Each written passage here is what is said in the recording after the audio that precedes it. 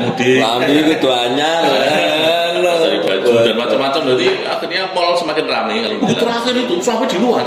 Oh, Iya, luar biasa. luar biasa ini. Nah, begitu saya tanya pada petugas dulu, kenapa demikian? Nah, karena tahanan di Polres semua ditaruh di sini, Pak.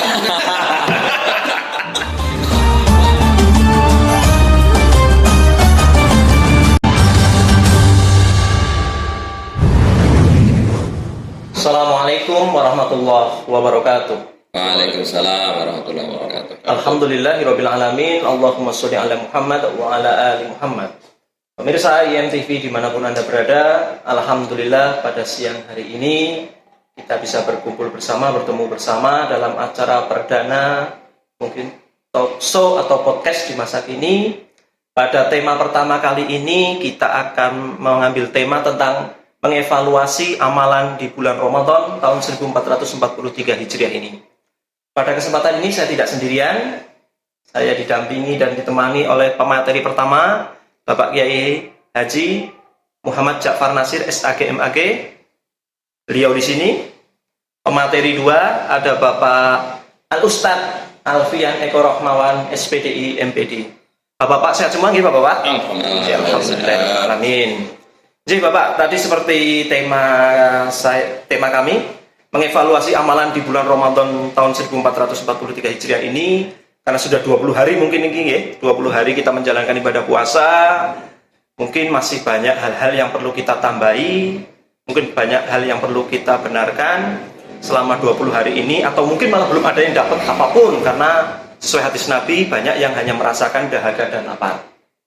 Kepada pemateri pertama Pak Yai Nasir, mungkin ada yang akan disampaikan tentang amalan-amalan apa sih, atau mungkin evaluasi bagaimana agar puasa kita ini memang puasa yang diterima. Monggo Pak Nasir. Oke, terima kasih Mas Vicky. Assalamualaikum warahmatullahi wabarakatuh. Waalaikumsalam warahmatullahi wabarakatuh. Pemirsa IMTV rahimahullah, di bulan suci Ramadan ini alhamdulillah kita telah melewati sampai pada hari ke berapa kali ini? 20 kalau ke 21 ya. Ya, 20. Kalau 20 berarti kan puasanya mulai tanggal 3 gitu ya. Kalau yang 21 mulainya pada tanggal 2. Itu karena ada perbedaan Mas Vicky.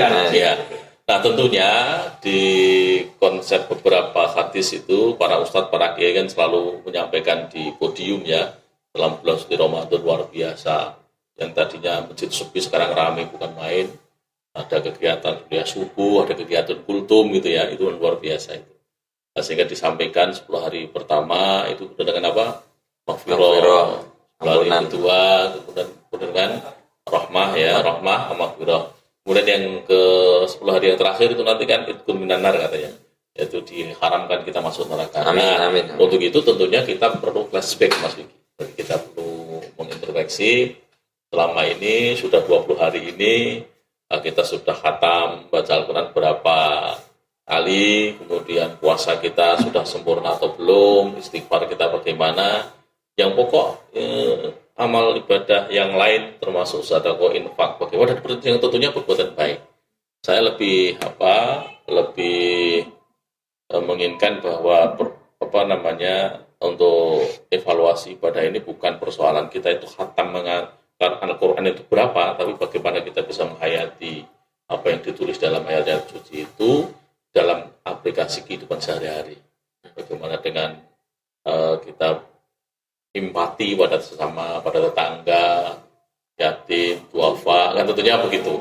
Karena 20 hari yang telah lalu ini adalah sesuatu yang memang sudah sayat ya untuk kita evaluasi agar 10 hari yang terakhir betul-betul kita nari itu benar gitu. Amin.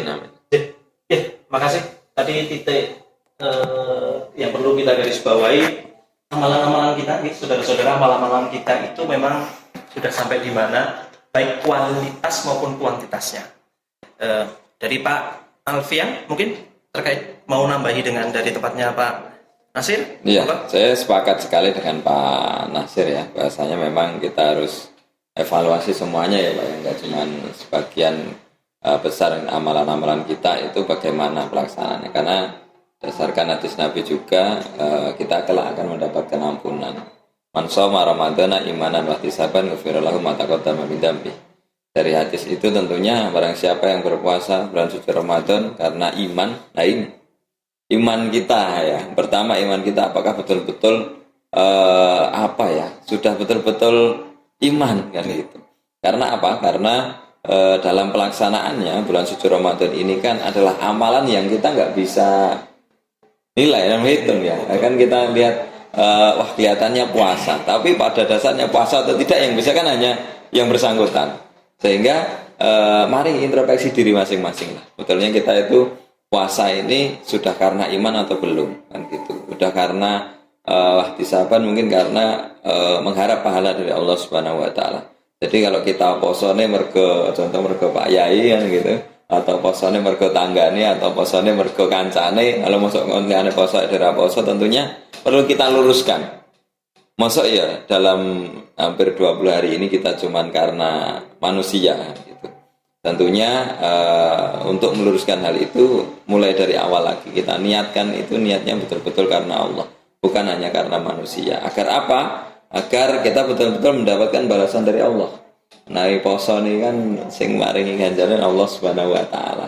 Kalau sudah mendapatkan niat itu tentunya diiringi itu tadi. Kalau sudah wahtisaban ghufira lahu ma taqaddama min dzambi. Kita diampuni dosanya yang telah lalu. Harapannya memang kita mulai dari nol, baik. Ya mulai dari nol dan harapannya nol terus gitu ya. Tapi kalau manusia ya menungso lah ya. Jadi nek cara Jawa jare menungso ya menus-menus manggonane dosa tempatnya salah dan lupa. Nah, jadi bagaimana kita introspeksi. Contoh apa? Sholatnya gimana? Kalau kita lihat masjid ya, beberapa masjid ini coba safnya itu loh mengalami kemajuan yang luar biasa pesat ya. Tadinya sampai Pak Takmir siap-siap kacang itu loh sampai depan itu kan. Lah ini sampai tengah-tengah ini kok kacangnya udah nggak ada. Kacangnya udah diambil, kemudian masuk lagi ke masjid pun tinggal seberapa kan gitu. Itu jadi evaluasi bersama. Iki enak ngopo, iki kena ngopo kan gitu. Sehingga dalam pelaksanaan bulan suci Ramadan ini kita betul-betul bisa istiqomah. Istiqomah itu ganjarane jannah gitu. Mulane rada angel ya Mas. Istiqomah ganjarane kipas angin gampang. Ya mungkin itulah Mas ya. Saya gini Mas Yiki, Alfian. Jadi saya tuh pernah mendengar ada Ustaz Restu Sugiharto itu ya, itu menyampaikan dalam satu ceramah yang saya tidak sengaja mengikuti.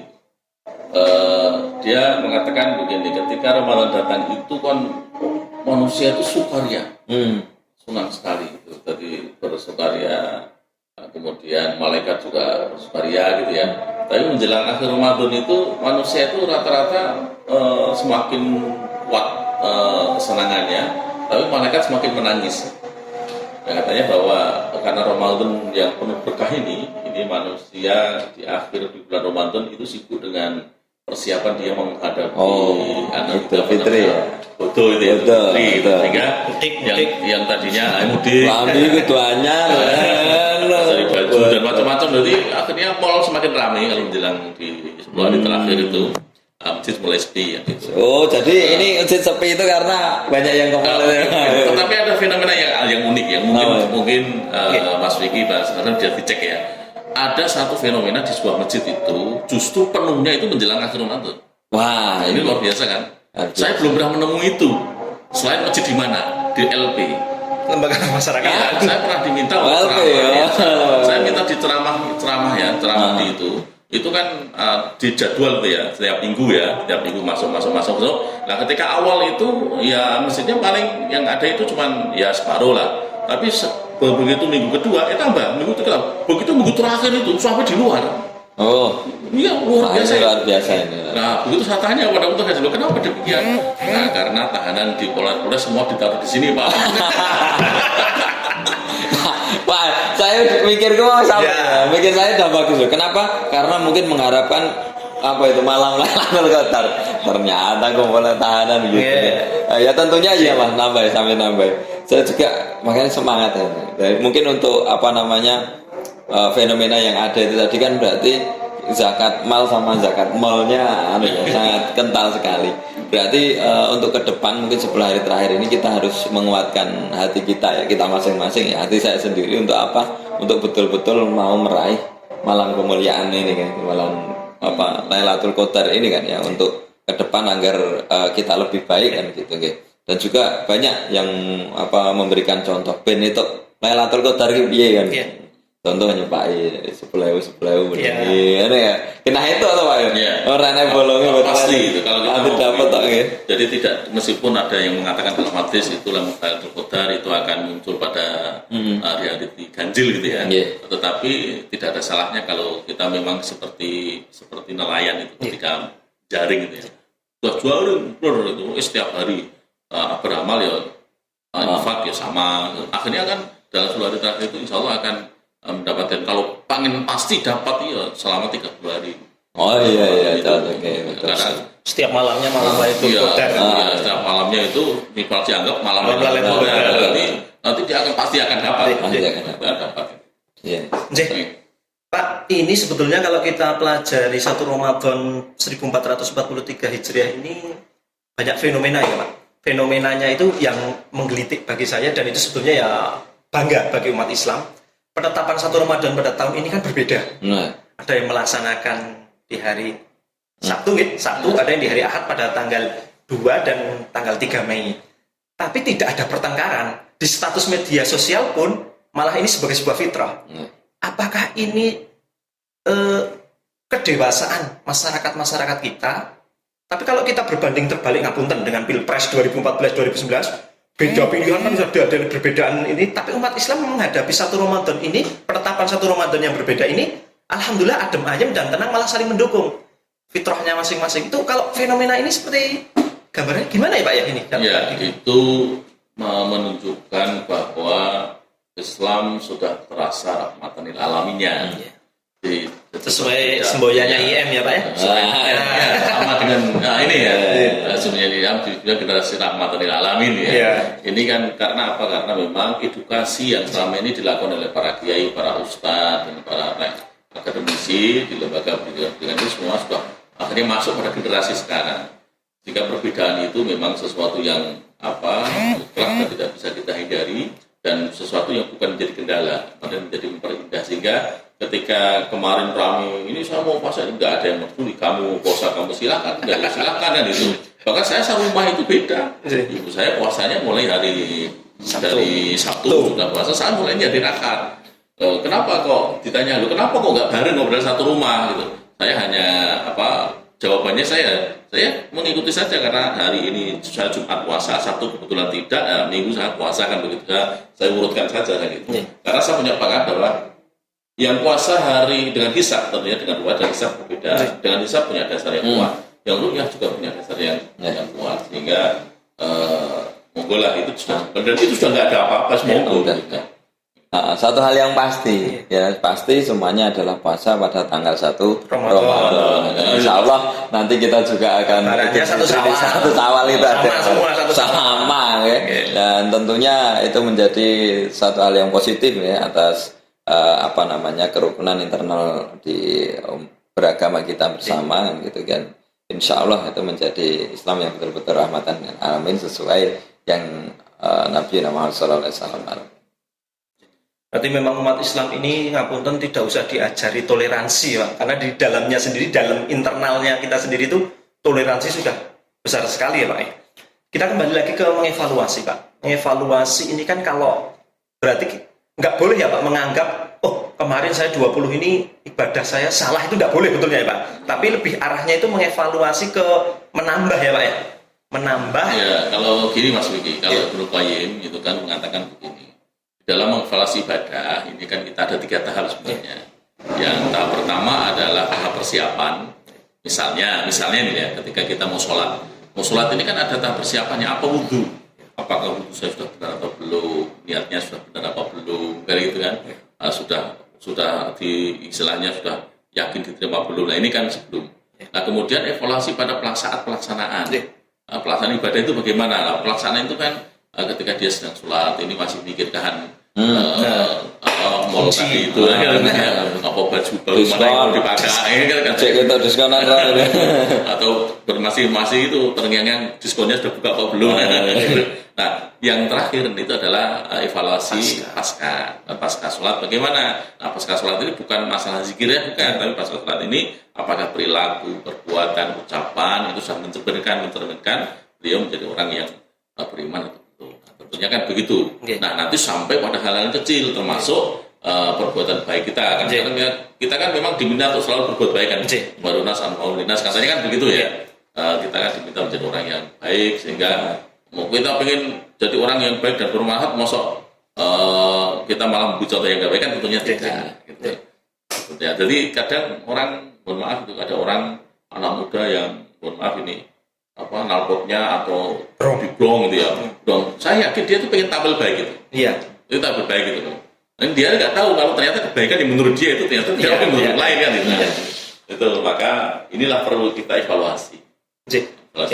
Jadi ingat Pak, terkait dengan manusia yang kepingin tampil itu pernah dulu di sosiologi Pak, seingat saya. Orang itu kepinginnya jadi point of interest, pusat perhatian. Jadi kalau saya diperhatikan orang lain, itu bak tersendiri. Tapi dilalah mungkin yang tadi disampaikan Pak Nasir dengan brong itu, malah yang jelek. Pusat perhatian bagus, itu juga ada sebabnya. Karena mungkin dia kurang perhatian. Kurang diperhatikan. Iya, jadi butuh perhatian. Karena juga banyak orang-orang yang tidak perlu menjadi pusat perhatian seperti itu. Yang harapannya ke depan dengan adanya evaluasi ini kan kita tentunya harus bisa menjadi umat yang beruntung. Jadi umat yang beruntung adalah yang hari ini lebih baik daripada kemarin. Besok lebih baik daripada hari ini kan. Yang perlu kami garis bawahi untuk tema pada siang hari ini memang perbaikan di kualitas maupun kuantitas kita di bulan Ramadan ini, kuantitas dan kualitas. Yang kedua memang evaluasi itu datang dari sebelum, saat pelaksanaan dan sesudah pelaksanaan. Jadi Pak, karena ini edisi perdana kita dan waktu memang mepet waktu memang disediakan sedikit, kami atas nama pembawa acara mengucapkan terima kasih kehadiran Bapak-bapak semua. Hanya pahala dari Allah yang bisa didoakan. Kita insya Allah bertemu lagi di lain kesempatan. Untuk pemirsa IMTV jangan pernah lupa untuk terus mengupdate insya Allah berita-berita dari kami maupun berita, kajian, info-info dan lain melalui YouTube IM Surakarta maupun IM Surakarta. Akhir kata, jangan pernah lelah untuk mencintai IM Surakarta bagi seluruhnya, terkhususnya bagi warga IM Surakarta. Sekian dari kami atas nama pembaca. Assalamualaikum warahmatullahi wabarakatuh. Waalaikumsalam.